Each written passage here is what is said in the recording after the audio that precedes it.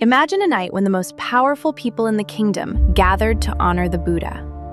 Kings, merchants, nobles, each one brought the finest oil, the largest lamps, the most expensive offerings they could find. And every single one of those lamps went out by morning. Except one. It belonged to a woman who had nothing. Her name, in some traditions, is Nanda. In others, she has no name at all. And perhaps that is intentional. Because her story is not about who she was. It is about what she understood that everyone else had missed. She was poor. Not struggling poor. Not cutting back on luxuries poor. She had nothing. No family, no home she could call her own. She survived on whatever scraps the village would spare. But on this particular night, the night the entire kingdom was gathering to honor the enlightened one, she made a decision that would be remembered for 2,500 years. She had just enough oil to last one night. That was everything she had, and she chose to give it. Now stop here for a moment, because your first instinct might be to see this as a story about generosity, about charity, about sacrifice. And yes, those elements are there, but that is not what this story is actually teaching. The real lesson is buried deeper, and it has everything to do with the state of your mind when you act, not the action itself. That night, the wealthy donors arrived with fanfare. Servants carried their lamps. Others announced their gifts loudly. There was an unspoken competition in the air. Whose offering would be the greatest? Whose lamp would shine the brightest? Whose name would the Buddha remember? This is something deeply human. We give, but we attach strings to our giving. We act, but we watch to see who notices. We sacrifice, but we keep a mental ledger of what we are owed in return. The Stoics called this acting for the wrong audience. Marcus Aurelius wrote about it repeatedly. The trap of performing virtue instead of living it. The Buddhists call it attachment to outcome. And it is not just about generosity. This pattern runs through everything we do. She did not announce herself. She did not wait for recognition. She placed her small lamp in a quiet corner and she let go. That is the phrase that matters. She let go. Not just of the oil, not just of the lamp. She let go of the need for the outcome. She gave with full sincerity, full presence, and zero attachment to what came next. In Buddhist philosophy, this is called dana, pure generosity. The gift that is given without the giver expecting anything in return.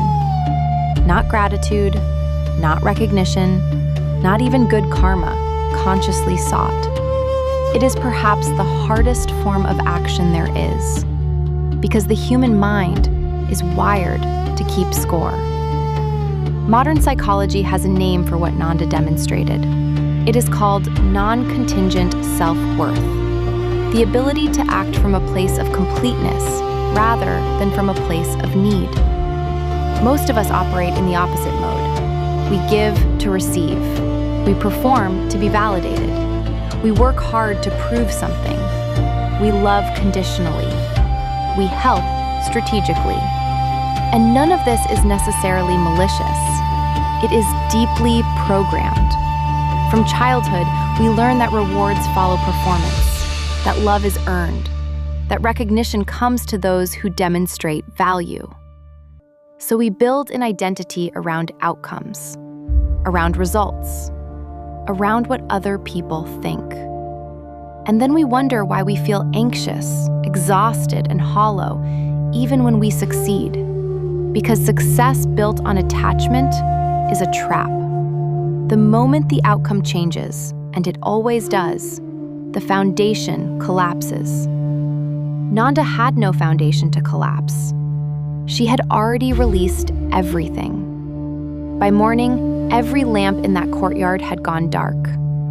Every lamp but one. The monks tried to extinguish it. Tradition held that the lamps would be put out at dawn. but the flame held. They fanned it with their robes. It held. They tried to cover it. It held. The Buddha saw what was happening, and he said something that has echoed through centuries of teaching. Do not try to put it out. That lamp was lit by someone who has understood something most people never will. It is sustained not by oil, but by sincerity. Now, let us bring this into your life. Because this story is not just about ancient lamps and Indian courtyards.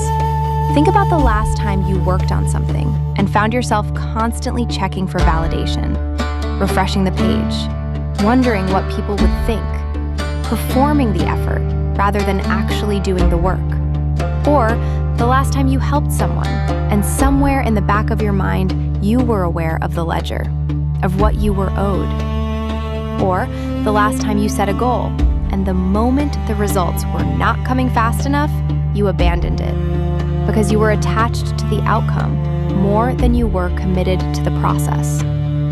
This is the trap Nanda had escaped, not through willpower, not through discipline alone, but through a fundamental shift in what she was acting for. She was not trying to earn something. She gave because giving, in that moment, was the right and complete thing to do. That was enough. Here are 3 practical shifts that come directly from this teaching. First, separate the action from the reward before you begin. If no one ever sees this, if nothing comes from it, is the action still worth doing? If yes, proceed. If no, examine why you are really doing it. Second, practice completion without evaluation.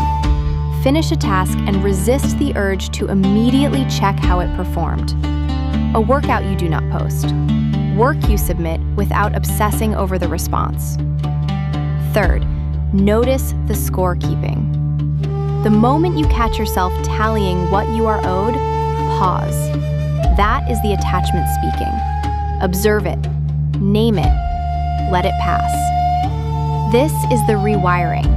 Slow, consistent, unglamorous, just like Nanda's lamp. Small, sincere, unextinguishable. The wealthy donors went home having lost their oil and gained nothing but the memory of a performance.